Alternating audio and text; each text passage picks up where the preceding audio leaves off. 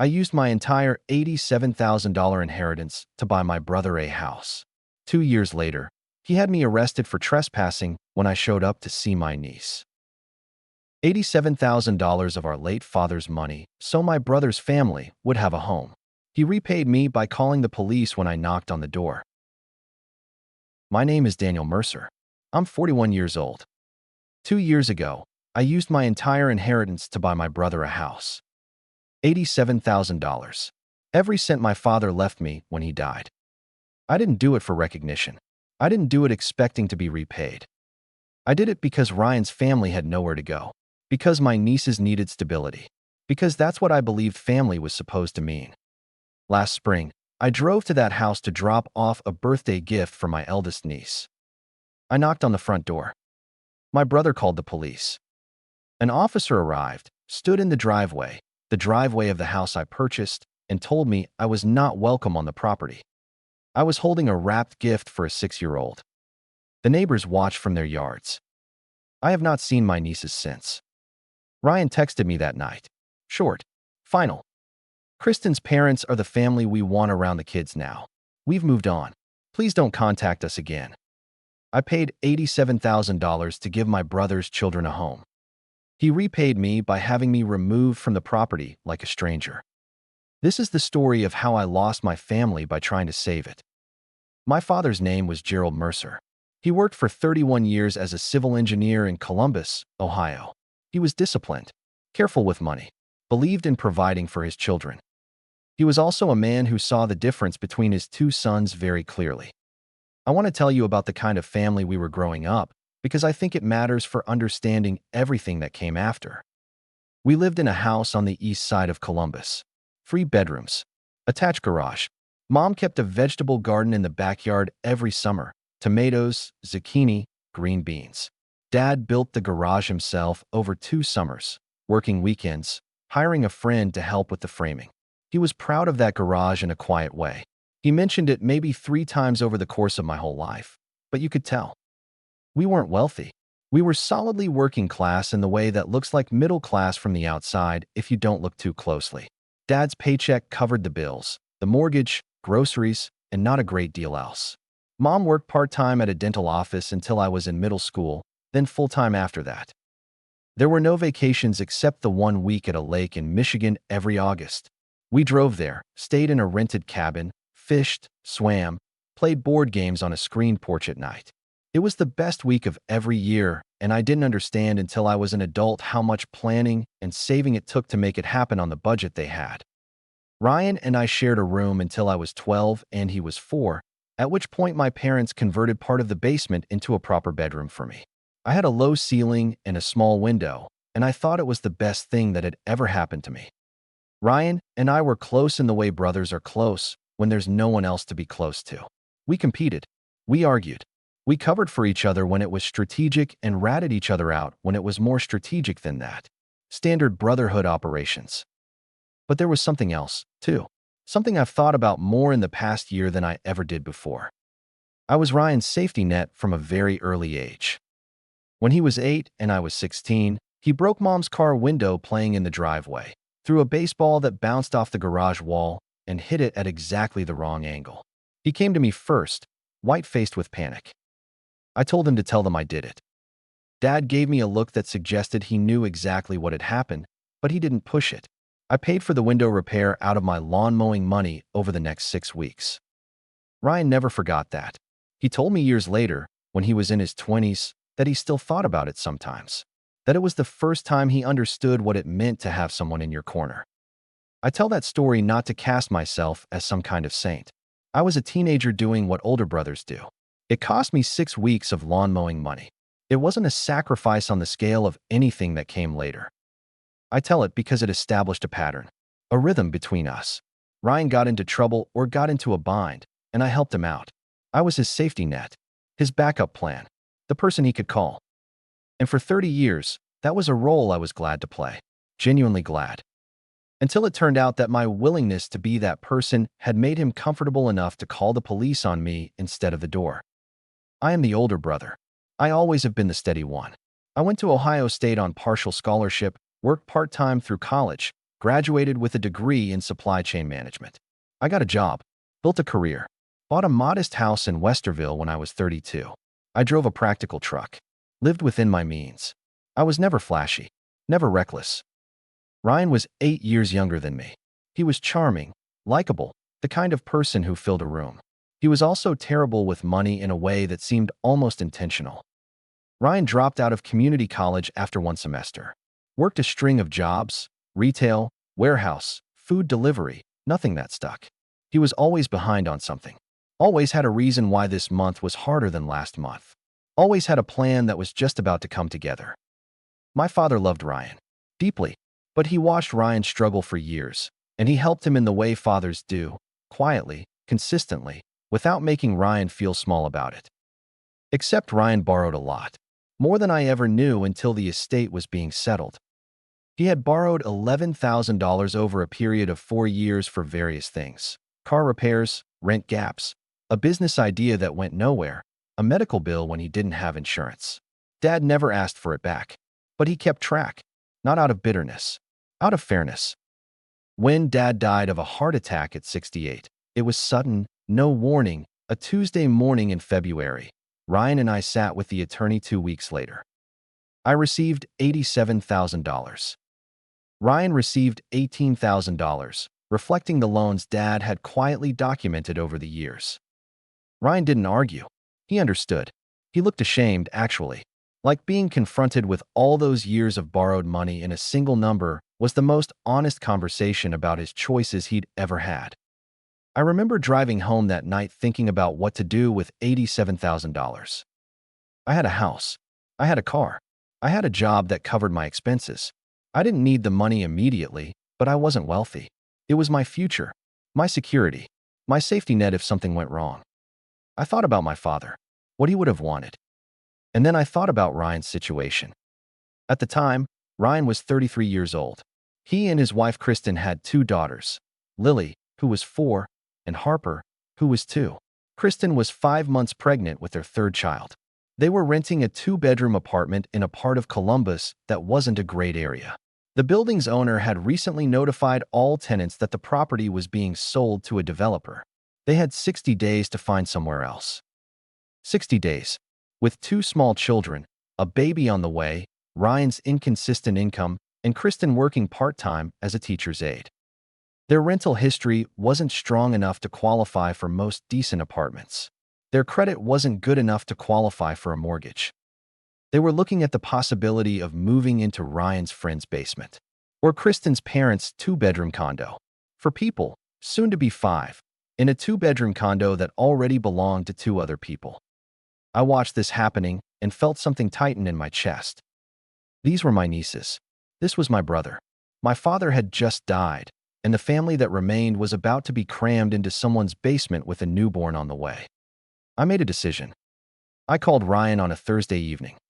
"I want to use Dad's money to buy you a house," I said. Silence on the other end.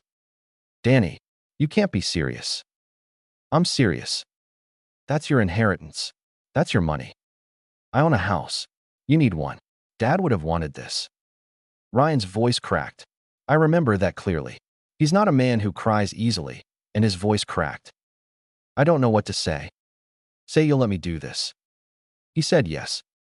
What followed was 4 months of searching, negotiating, and paperwork. I worked with a real estate agent, a woman named Patricia who was patient and professional through the whole process. We found a 3-bedroom, 2-bathroom house in a quiet neighborhood in the Clintonville area of Columbus. Good school district. Small backyard. Solid bones. Needed a little cosmetic work. The purchase price was $82,000. This was a distressed property, priced below market. I used $82,000 from the inheritance for the purchase. Used $4,000 more for closing costs and initial repairs. Used the remaining $1,000 for new bedroom furniture for the girls. I bought the house outright. No mortgage. No debt. Ryan and Kristen owned it free and clear. I put the deed in Ryan and Kristen's names. Not just Ryan's. I wanted Kristen to feel secure too. I wanted this to be their home in every legal and emotional sense. The day they moved in, Ryan pulled me into a hug in the empty living room. "I'm going to spend the rest of my life being worthy of this," he said. Kristen was crying. She held my hands in both of hers. The girls are going to grow up knowing what their Uncle Danny did for them, she said. I promise you that. You will always be part of this family. Always. I believed her. I had no reason not to. The first year was everything I'd hoped it would be. I came over most Sundays for dinner. I helped Ryan build a deck in the backyard over a long summer weekend. I assembled the girls' swing set. I was there when Kristen came home from the hospital with baby Nora, their third daughter, a tiny little thing with Ryan's dark eyes. I was Uncle Danny. I was present. I was invested. I noticed Kristen's parents, Frank and Diane Hollis, were around a lot. They had lived in Cincinnati until Nora was born, at which point they decided to move to Columbus to be closer to their daughter and grandchildren. I understood that. Grandparents wanting to be near new babies is normal and good. Frank and Diane were polite to me, cordial. They thanked me once for what I had done for Ryan and Kristen's family. Frank shook my hand. Diane said something about it being very generous. That was the only time either of them directly acknowledged what I had contributed. I noticed early on that when I arrived for Sunday dinners and Frank and Diane were also there, something shifted. The room got quieter around me. Conversations felt slightly more deliberate, slightly more guarded. I didn't think too much of it at first. New extended family dynamics are complicated. People find their rhythms. I wasn't trying to compete with anyone. But over the following months, things started to change in ways I couldn't ignore. The Sunday dinners became less frequent. Ryan would text on Saturday nights saying they had plans, or the kids were tired, or Kristen wasn't feeling well. I started going maybe twice a month instead of every week. Then once a month. I called Ryan one evening in what was now about 14 months after they'd moved in. Hey, haven't seen you guys in a while. Everything good? Yeah, man, everything's great. Just been busy. The girls are in gymnastics now. Nora's finally sleeping through the night. It's a lot. I get it. I'd love to see them soon. For sure. I'll talk to Kristen and we'll figure something out. That something out never materialized into an actual plan. I texted. Got short responses. Sometimes no response. I sent gifts for Harper's birthday. She turned 3, through Ryan since I wasn't invited to the party. Ryan texted me a photo of her holding the stuffed elephant I'd sent. She looked happy. The photo felt like a courtesy. I drove past the house once, not to stop, just to drive past. The yard looked good. The flowers Kristen had planted along the front walkway were blooming. The deck Ryan and I had built together was still there, solid, a picnic table on it. It looked like a home, a real, lived-in, loved home. I was glad for that, and I was confused about why I was being kept away from it. I called Ryan again, about 18 months after they'd moved in. I was more direct this time. Ryan, I feel like I'm being pushed out. I barely see the girls. I'm not getting invited to anything. What's going on? A pause. Danny, it's not like that. Life is just busy. You don't have kids. You don't understand how all-consuming it is. I know I don't have kids. That's exactly why I want to be in my nieces' lives. I want to be their uncle. You are their uncle. Then why haven't I seen them in 2 months? Another pause. Longer. Look, Kristen's parents have been a huge help. They're here a lot. It's just easier to have them around because they're retired. They can babysit. They can do school pickups. They're available in ways you aren't. I can be available. I would make myself available. You know that. It's complicated, Danny. What's complicated? Tell me what's complicated. He didn't answer that. Just said he'd talk to Kristen and they'd figure out a time to get together. That was the last real conversation we had. For weeks later was Lily's 6th birthday. I bought her a gift. A telescope. Lily had been obsessed with stars since she was 4. I used to lie on the living room floor with her and watch nature documentaries about space. It was our thing. Our special Uncle Danny and Lily thing. I drove to the house on a Saturday afternoon. I hadn't called ahead. In retrospect, maybe I should have. But it was my niece's birthday. I had a gift. I drove 15 minutes across town to give it to her in person because I missed her and because I was tired of being managed from a distance. I parked in the street, walked up the front path, the same path I had walked dozens of times before, the same path those flowers lined, the ones Kristen planted. I knocked on the door. I heard the girls inside, Lily's voice, Nora babbling. The sound of a birthday party in full swing. I knocked again. The door didn't open. Instead, I heard Ryan's voice through the door. Just wait a minute. Not directed at me. Directed at whoever was inside. I stood there. About 8 minutes passed. 8 minutes is a long time to stand on a front porch.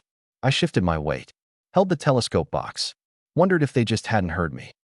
Then a Columbus police cruiser pulled up to the curb. A young officer got out. He was professional. Calm. He asked my name and whether I was there to see the residents. I said yes. I said I was Daniel Mercer, the owner, and then I caught myself. Former owner. The man who purchased the property. I was there to see my brother and my nieces. I had a birthday gift for Lily. The officer told me that the resident had called and asked for police assistance with an unwanted visitor. I stood very still for a moment. Unwanted visitor.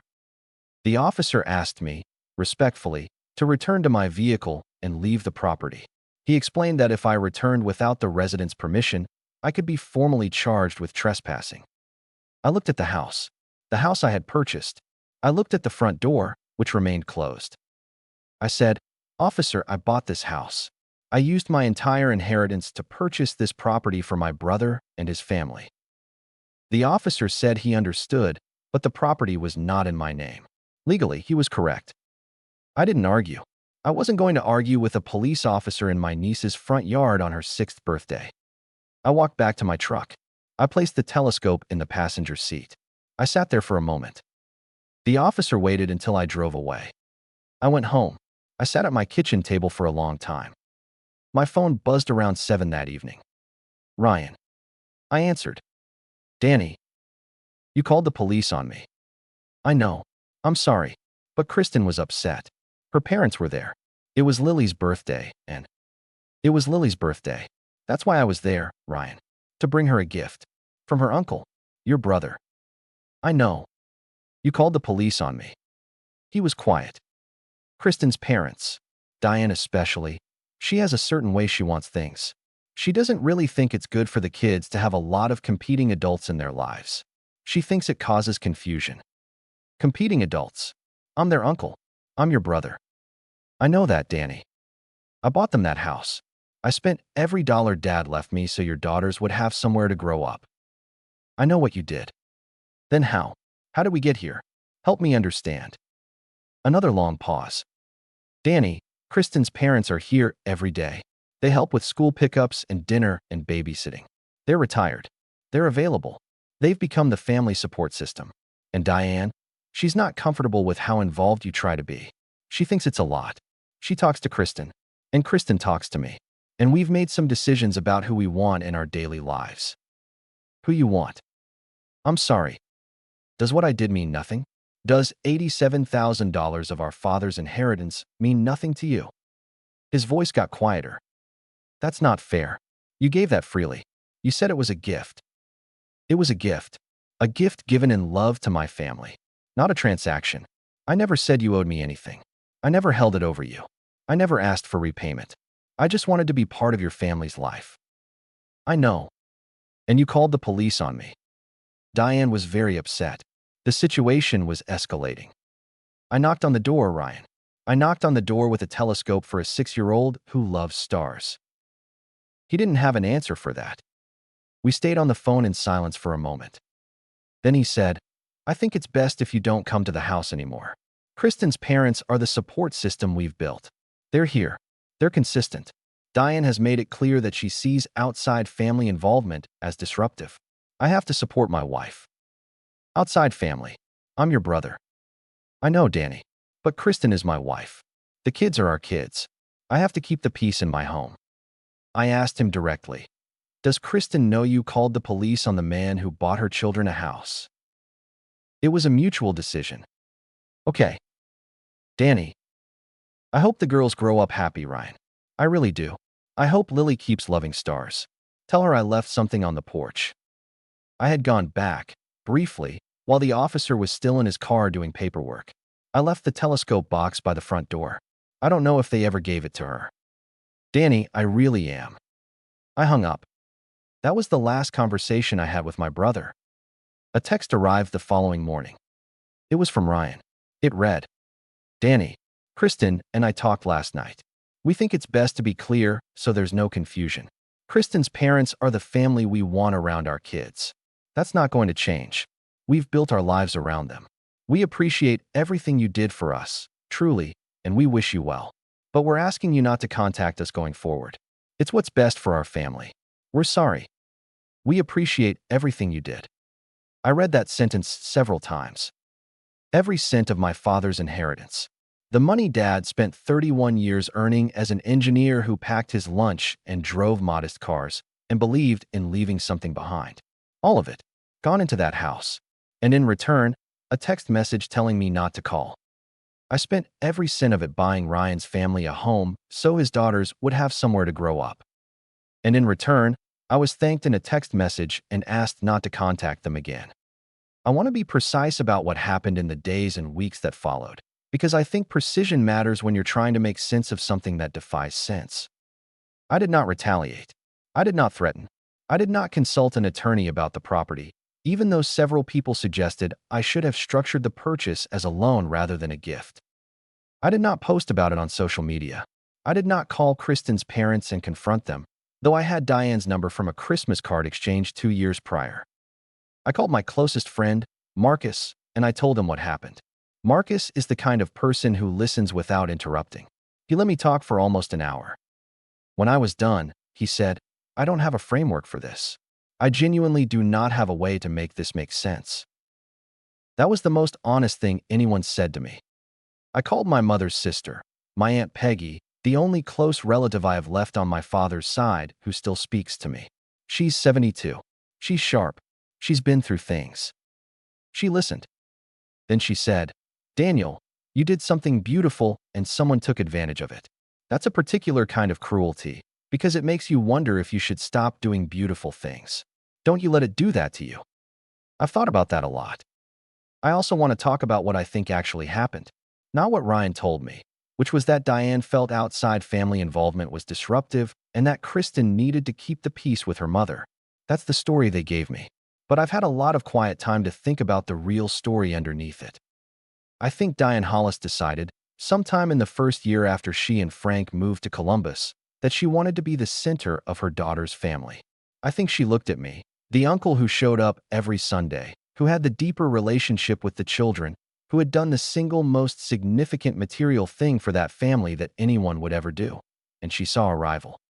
Not a threat in any dangerous sense, but a rival for position, for importance, for gratitude. Because as long as I was in the picture, everyone in that house knew that Uncle Danny had bought them that home.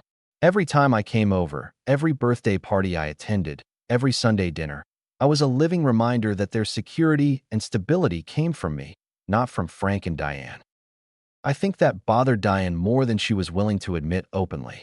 So she worked on Kristen in quieter ways, in the ways that mothers-in-law sometimes work on daughters, through daily presence, through suggestion, through the gentle, persistent pressure of someone who is always there and always has an opinion.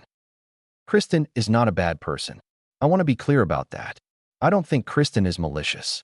I think she's a woman who loves her children, loves her mother, and was slowly convinced by the person she sees every single day that simplifying her family structure would be better for everyone. Ryan is also not a bad person. Ryan is a man who loves his wife and his daughters, and who, when forced to choose between keeping the peace in his home and maintaining a relationship with his brother, chose his home. I understand that choice even as it devastated me. What I cannot reconcile, what I have spent months trying to reconcile and cannot, is calling the police. That's the part one returned to. You could have told me not to come over. You could have texted me before I drove across town.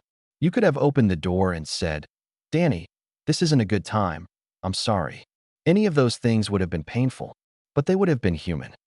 Instead, Ryan let me knock on that door, the door of the house his brother bought, and then called the police, and waited inside with his daughters and his in-laws while a uniformed officer stood in the driveway and told me I was an unwanted visitor. On Lily's birthday. I keep thinking about what Lily and Harper saw, if they saw anything, whether Ryan told them what happened, whether Lily knows that the telescope that appeared on the porch that evening was from me, whether she looked through it at the stars and thought about Uncle Danny, or whether she's already been told a version of events that doesn't include me at all. I have no way of knowing. My father left me $87,000. Dad worked from the time he was 17 years old. He was an engineer who drove a modest car and packed his lunch and replaced appliances only when they broke and took one vacation a year to a lake in Michigan. He built a retirement, paid off his house, and left something behind. He believed in leaving something behind. He died at 68. He never got to meet Nora, his youngest grandchild, because Nora was born 8 months after he passed. When I close my eyes and think about what I was doing when I signed over that inheritance, I was trying to honor him. I was thinking about what Dad would have done. Dad would have taken care of Ryan's family. Dad spent his whole life taking care of people. He just would have structured it differently. He would have done it as a loan, probably. Kept the paperwork. He was an engineer. He trusted systems. I trusted people instead. That was my mistake. Not being generous. Not caring about my niece's futures. Not wanting Ryan's family to have a home. Those things were not mistakes. The mistake was believing that generosity of that magnitude, given freely and without conditions, would be met with a corresponding level of loyalty. It wasn't. What I have now is a house I did not buy for myself, because I spent that money elsewhere. My own home is fine. I'm comfortable. I'm not suffering financially in ways that affect my daily life. But the safety net is gone. The money my father spent 31 years building, the money he wanted to give his son so his son would have something solid to stand on, that is now a 3-bedroom house in Clintonville that I am legally not permitted to approach. And the 3 little girls I helped bring into a stable home don't know me anymore. Lily turns 7 this year.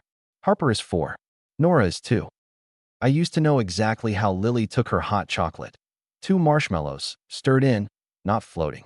I used to know that Harper was afraid of the sound of blenders and that she needed 15 minutes of warning before any loud noise. I used to be one of the people Nora reached for when she was cranky and needed to be held. I don't know who they are now, what they like, what they're afraid of, what they reach for. I have become, in the span of 2 years, a stranger to them. People in my life have asked what I plan to do. The honest answer is, not much that I can do. The house is theirs. Legally, unambiguously theirs. I made a gift and gifts do not come with legal strings attached. I knew that when I made it. I'm not going to sue my brother. I'm not going to file a complaint or pursue some kind of civil action. That's not who I am, and it wouldn't bring back what I've lost, which isn't money. The money is gone. What I've lost is family. You cannot file a lawsuit to recover your nieces. I have thought about writing Ryan a letter. A real letter, on paper, the way our father would have done it. Not to demand anything. Not to threaten. Just to say, I want you to know what you did. Not what you took. What you did. To your brother who loved you. To our father's memory. To the idea of what family is supposed to be. I haven't sent it yet. Maybe I will. Maybe I'll keep writing it and never send it, and that'll be enough. What I want people to understand, what I think is important to say clearly, is that the money was never the point. $87,000 is a lot of money. It represents real sacrifice. It represents a future I will not have access to in the way I would have otherwise. That matters. I'm not pretending it doesn't matter. But the reason I'm telling this story is not the money. It's the police cruiser in the driveway. It's standing on a front porch holding a birthday gift for a child who loves stars, hearing her voice through the door, and being told by a uniformed officer that I am not welcome on the property. That is not a story about money. That is a story about what some people are willing to do to the people who love them. My father was a civil engineer. He built things that were meant to last. Bridges, road systems, infrastructure. He used to say that the most important thing in any structure was the foundation. That you could fix a roof, replace windows, repaint every surface. But if the foundation was wrong, the whole thing came down eventually. I thought I was building something with that inheritance. A foundation for Ryan's family. A stable base that would hold them up through whatever came next. What I didn't account for was that the people living on the foundation could choose to lock me out of the house I built it for. What I could not do was let it hollow me out. I am not a bitter person by nature. I've had hard things happen before. My father's death was hard. Growing up watching my parents struggle financially was hard. None of those things made me hard. But this came close. What saved me from bitterness, or what is saving me, because it's an ongoing process, is a few specific things. First, my Aunt Peggy, who said don't let it stop you from doing beautiful things. Second, my friend Marcus, who sat across from me at a diner on a Sunday morning, the kind of Sunday morning I used to spend at Ryan's house, and just kept refilling my coffee and talking about ordinary things until I felt like an ordinary person again. Third, the understanding, slow, reluctant, but real, that Ryan made his choice. Ryan chose his wife's peace over his brother's presence. I can disagree with that choice profoundly and still understand it. He is not a monster. He is a man who made a wrong choice under pressure from someone who wanted a particular outcome. The person who wanted that outcome, who worked toward it quietly and consistently until she achieved it, is Diane. And Diane will spend the rest of her life as the grandmother at the center of that family, in the house that someone else paid for, with the security that someone else provided, with the knowledge, because she is smart enough to know, of exactly what it cost and who paid it. I hope, genuinely, that the girls grow up happy. I hope Lily keeps looking at stars. I hope Harper gets less afraid of loud noises. I hope Nora grows into whoever she's going to be. I hope they're loved. I hope Ryan and Kristen's marriage is strong and their life together is good. I hope the house holds. I genuinely hope all of those things. I'm not performing goodwill here. I mean them. What I also hope, and I'll be honest about this, because this story deserves honesty, is that someday, when Lily is old enough to understand what happened, she asks someone. That she asks her father, or looks up records, or finds out some other way, that the house she grew up in was paid for by an uncle she doesn't remember.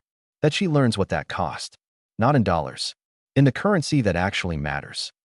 And that she wonders, at least once, who he was. I'm rebuilding my financial footing. Slowly. I contribute to a retirement account every month. I'm setting aside what I can. I'm not going to have the cushion I would have had, but I'll be okay. I work. I'm responsible. I'll be fine. What I'm still figuring out is the other kind of rebuilding. What do you do with a loss that has no formal name?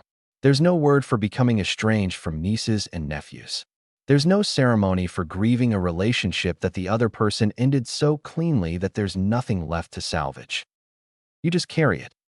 You carry it to Sunday mornings at diners with friends who refill your coffee. You carry it to your aunt's kitchen, where someone who has known you since you were born talks to you like you are still worth talking to. You carry it to ordinary Tuesday evenings when you're home alone and you think about a little girl and a telescope and wonder if she ever used it. You carry it, and you try not to let it change who you are.